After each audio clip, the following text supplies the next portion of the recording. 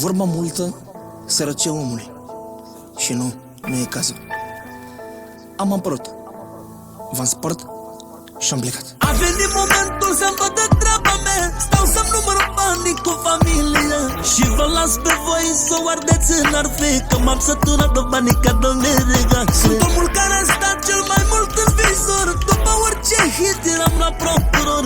De sute de ori ați vrut să faceți cheie, că am ținut în lei sau un leu sau o femeie. Cum e papa de la Roma în Italia, la fel rămâne Mocanu în România. Toată lumea știe, toată lumea știe că Dani Mocanu e legendă vie. Cum e papa de la Roma în Italia, la fel rămâne Mocanu în România.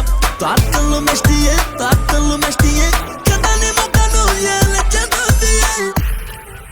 De nivelul meu, că sunt țigan deștept, a ajuns să se vorbească și în parlament. Mă acuză toți că-s fitez legea, dar când sunt acasă dansează pe piesa mea. De artiștii din țară n-am ce să mai zic, se combină 4-5 să scoată un hit. Nici n-apucă bine să scoată piesele, că tremură YouTube-ul când apare regele.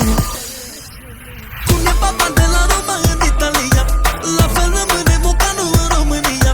Toată lumea știe, toată lumea știe că Dani Mocanu e legendă vie. Cum e papa de la Roma în Italia, la fel rămâne Mocanu în România.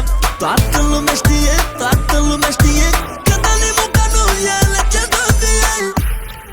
Să fiu sincer cu voi, vă mai spun ceva, am atras multe femei prin cariera mea. M-au vrut în patul lor și femei măritate, și de-aia pun stop să mă spăl de păcate. Și-a venit momentul să opresc robinetul, că au curs bani mulți și mi-am făcut talentul. Cariera mea a fost mai specială, că rup România un țigan fără școală.